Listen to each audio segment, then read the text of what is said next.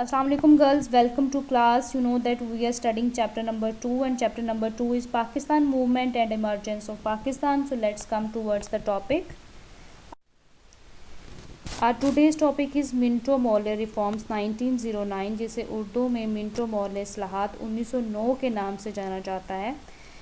Now the question is this, that what do you mean by Minto Morley reforms over here? Minto Morley reforms was basically an Indian Council Act which was presented by the British government in the subcontinent to control the public, right? The second thing is it was a limited increase in the involvement of the Indians in the subcontinent. Before 1909 we haven't ever seen that the British government let public to come and sit with them. 1909 से पहले हमने कभी भी ये नहीं देखा कि जो बड़े सगीर के लोग हैं उनको अलाउ किया जाए कि वो आएँ और ब्रिटिश गवर्नमेंट के साथ बैठें और अपने मसाइल को सॉल्व करें. सो मिंटो मॉर्ले रिफॉर्म्स जो थी इसमें पहली दफ़ा ऐसा हुआ कि उनके जो है उनको थोड़ी सी लिमिटेड पावर्स जो थी वो दी गई ब्रिटिश गवर्नमेंट की तरफ से. Now let's come towards the So we will discuss the background first, that what was going on in the history of the 1909. यानी 1909 से पहले ऐसे क्या circumstances हुए जिसकी वजह से जो ब्रिटिश गवर्नमेंट थी उसको जो है वो 1909 में मिंटो मॉर्ले रिफॉर्म्स देनी पड़ी. हम इसमें ये कुछ क्वेश्चन जो हैं वो उठाएंगे. जैसे फॉर एग्जांपल कि whether it has been presented first time in 1909 or these reforms was earlier presented or not, or if they are not presented earlier, then why there was need to present it over here in 1909, और 1909 के बाद भी क्या कोई reforms introduce करवाई गई या नहीं करवाई गई, हम इसको यहाँ पर डिस्कस करेंगे. ठीक है. So let's come towards the chart of it. First, Indian council act was basically presented in 1861 and 1892 as well before 1909. 1909 से पहले दो दफ़ा रिफॉर्म्स जो थी वो इंट्रोड्यूस करवाई गई, लेकिन फिर दोबारा से जो है वो 1909 में रिफॉर्म्स इंट्रोड्यूस करवाई गई और 1909 के बाद 1919 में दोबारा से इंट्रोड्यूस करवाई गई. And the last one is 1935. 1935 जो था उसके में जो है वो लास्ट टाइम सब कॉन्टिनेंट के अंदर जो है वो रिफॉर्म से इंट्रोड्यूस करवाएगी, क्योंकि 1947 में आपको पता है कि सब कॉन्टिनेंट डिवाइड हो गया पाकिस्तान और भारत की शक्ल में. So there was no need to more introduction of it.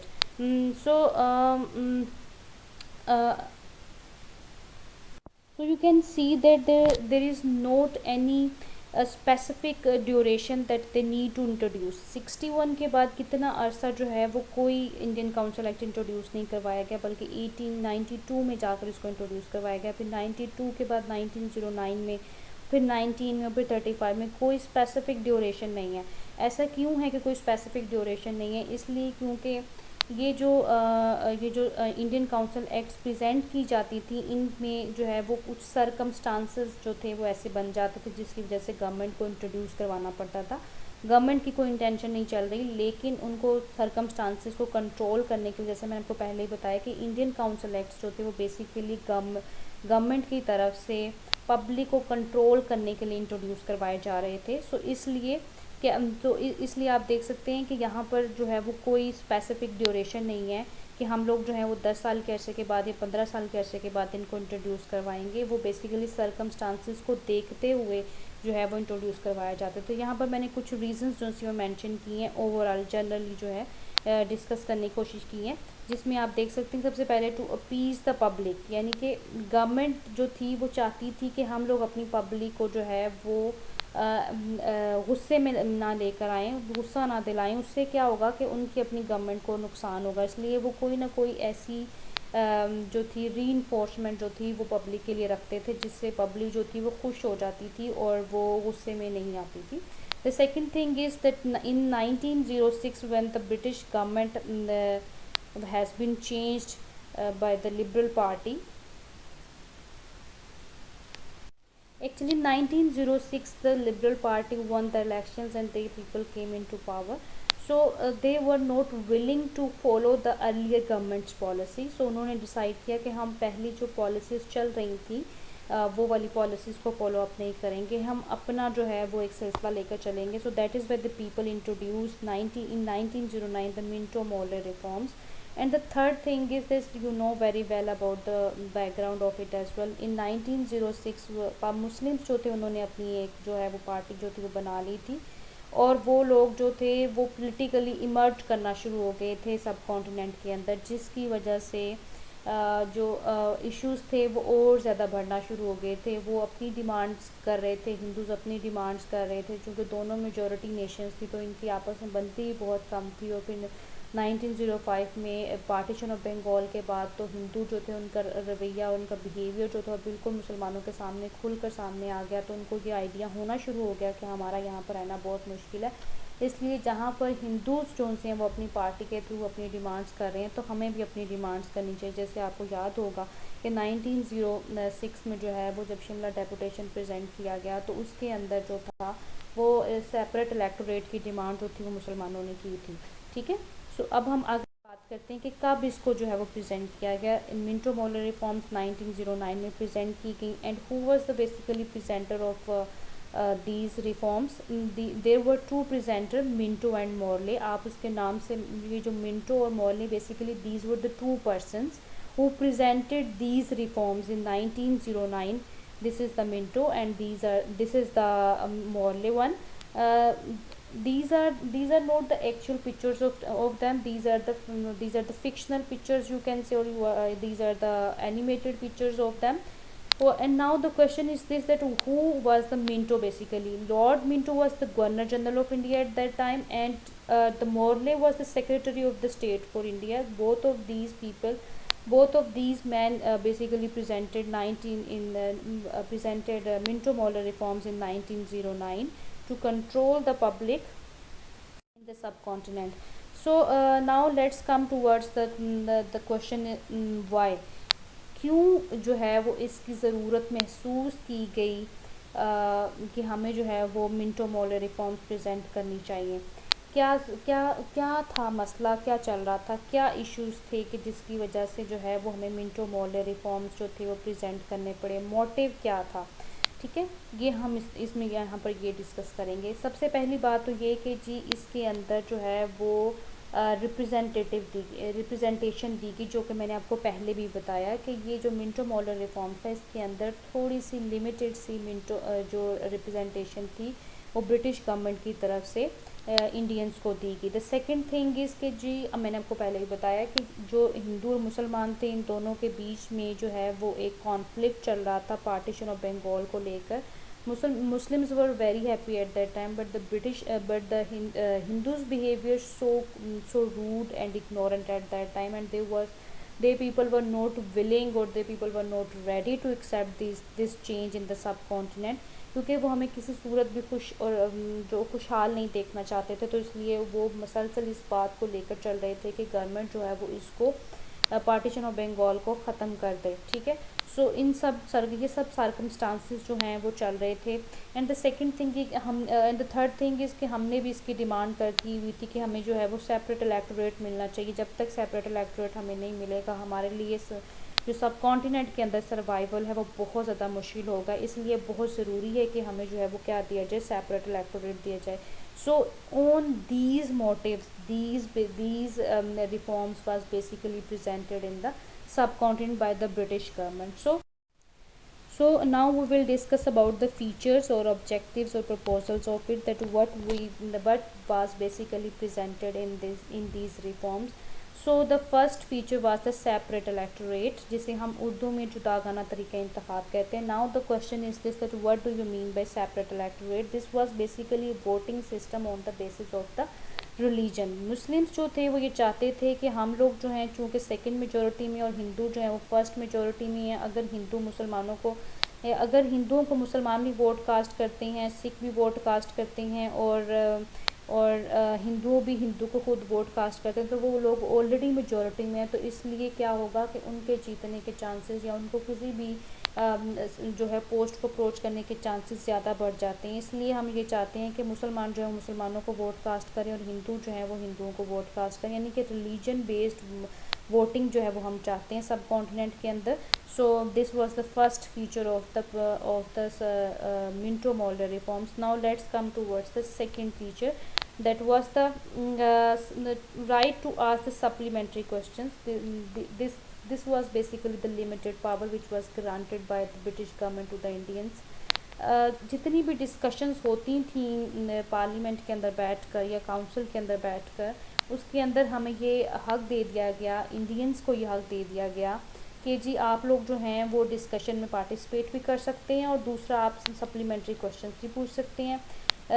Discussion means किस तरह की डिस्कशन, कोई भी डिस्कशन अगर होती है, जैसे फॉर एग्जांपल अब इसमें भी थोड़ा सा हमें लिमिटेड किया गया कि आप ये स्पेसिफिकली इन डिपार्टमेंट्स के अंदर आप क्वेश्चन कर सकते हैं, इन डिपार्टमेंट्स के अंदर आप क्वेश्चन नहीं कर सकते हैं।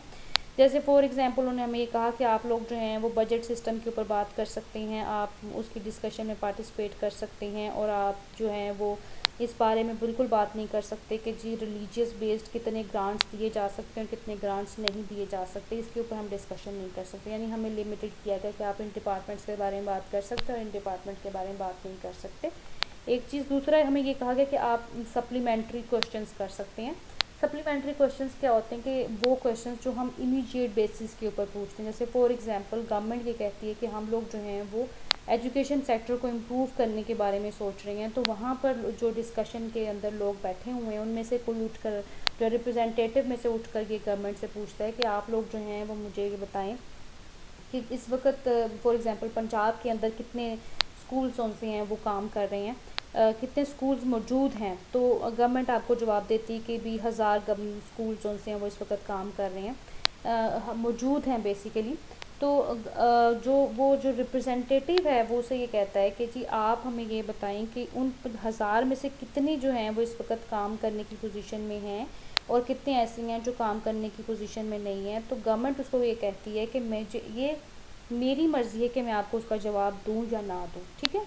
So this is basically the supplementary question, कि हमने उनसे क्वेश्चन किया लेकिन ये अब उनकी अपनी मर्ज़ी, अब दोबारा से लिमिटेड पावर शुरू हो गई हैं कि आप क्वेश्चन करने का हक़ तो रख रहे हैं लेकिन उस क्वेश्चन को आंसर करने का हक़ जो है वो देने का जो क्वेश्चन का आंसर है वो फिर भी उनके ऊपर है कि वो आपको दें या न दें। कोई सप्लीमेंट्री क्वेश्चन आप कर सकते हैं लेकिन उसका आंसर आपको मिले या ना मिले ये गवर्नमेंट के ऊपर जो है वो आपको दे या ना दे। Now let's come towards the third point, and this is powers are broadened. ये कहा गया कि हम आपकी पावर कौन सी हैं वो उसको खोल रहे हैं, दे रहे हैं, आपको बढ़ा रहे हैं। लेकिन पिक्चर से मैंने ये जो है वाज़े करने की कोशिश की है कि आपको पावर्स दे दी गई हैं कि आप चल सकते हैं, फिर सकते हैं, उठ सकते हैं, लेकिन फिर भी जो आपको कंट्रोल करने की पावर है वो किसके पास है? ब्रिटिश गवर्नमेंट के पास है। गवर्नमेंट ने आपको ये कहा ज़रूर है, जैसे मैंने आपको एग्जांपल दी कि आप सप्लीमेंट्री क्वेश्चन कर रहे हैं, लेकिन सप्लीमेंट्री क्वेश्चन का जवाब जो है वो आपको देना ना देना वो गवर्नमेंट की मर्ज़ी है। वो आपको चाहे तो दे, चाहे तो ना दे। आप उसको ये नहीं कह सकते कि मेरे सप्लीमेंट्री क्वेश्चन का जवाब दें। आपने सप्लीमेंट्री क्वेश्चन कर लिया, दैट्स इट, बात ख़त्म। उसके बाद जवाब देना ना देना वो जो है वो उसकी अपनी मर्ज़ी है। सो पावर्स को थोड़ा बहुत इंक्रीज़ किया गया, ज़्यादा नहीं किया गया, ठीक है। So now let's come towards the fourth point, and that was the increase membership in both assemblies. जो असम्बलीज़ थी उनके अंदर प्रोविंशियल असम्बली और इम्पीरियल असम्बलीज़ जो थी, काउंसिल्स जो थी, उनके अंदर जो है वो लोगों की स्ट्रेंथ जो थी बढ़ा दी गई थी, रिप्रेजेंटेशन जो थी वो बढ़ा दी गई थी। अब ये रिप्रेजेंटेशन जो थी दोनों असम्बलीज़ में, दोनों काउंसिल्स में, यानी इम्पीरियल में और दूसरा जो है वो प्रोविंशियल असम्बली में, प्रोविंशियल काउंसिल में डिफरेंट थी। अब प्रोविंशियल के अंदर भी बहुत सारे जो कि प्रोविंसेस आते थे, जो बड़े प्रोविंसेस थे उनकी रिप्रेजेंटेशन ज़्यादा थी और जो छोटे प्रोविंसेस थे उनकी रिप्रेजेंटेशन कम थी। सो इस तरह से जो थी मेंबरशिप को इंक्रीज़ किया गया, ऑल दो इट वाज थोड़ा इसमें कोई although it was looking good. जब हम इसके फीचर्स को पढ़ते हैं और इसको डिस्कस करते हैं तो हमें लगता है कि मिंटो मॉर्ले रिफॉर्म्स जो थी वो बाकी रिफॉर्म्स की निस्बत ठीक थी। चलिए अब हम इसके रिजल्ट्स की तरफ। So now we will discuss about the results of it, that whether all India Muslim League or Indian National Congress like it or not. The first thing जो मैंने results जो है उनको थोड़ा सा इस तरह से एक्सप्लेन किया ताकि आपको याद करने में और इसको समझने में आसानी रहे। The first thing is that representation in legislative council, legislative यानी कानून साजी की जो काउंसिल थी उसके अंदर जो है वो रिप्रेजेंटेशन दे दी गई कि आप लोग कानून बनाने के लिए हमारे साथ पार्टिसिपेट कर सकते हैं, डिस्कशन कर सकते हैं। द सेकंड थिंग कि एग्जीक्यूटिव काउंसिल जो थी उसके अंदर एक्सपेंशन की गई, उसको एक्सटेंड किया गया, नंबर ऑफ़ पीपल जो थे वो इंक्रीज़ कर दिए गए, गवर्नर जनरल की और जनरल दोनों के। The next is separate electorate demand of Muslims fulfilled. मुसलमान जो थे उनको उनकी ये डिमांड थी 1906 में भी उन्होंने डिमांड की कि हमें सेपरेट इलेक्टोरेट चाहिए, तो मुसलमान जो थे उनको उनकी डिमांड जो थी वो फुलफ़िल कर दी गई। And the next thing is ultimate powers belong to British. आपने रिप्रेजेंटेशन भी दे दी लेजिस्लेटिव काउंसिल में, आपने एग्जीक्यूटिव काउंसिल को भी इंक्रीज़ कर दिया, आपने सेपरेट इलेक्टोरेट भी दे दिए, आपने लिमिटेड पावर्स भी ग्रांट कर दी, आपने कहा कि आप लोग जो हैं वो हर चीज़ कर सकते हैं, ठीक है।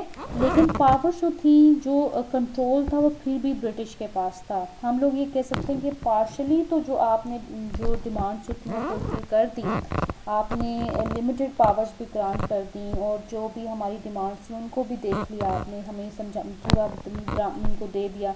लेकिन फिर भी जो पावर्स थी, जो कंट्रोल था, वो सारा का सारा फिर भी किसके पास था, वो सिर्फ और सिर्फ उनके पास था, ब्रिटिश के पास था, ठीक है।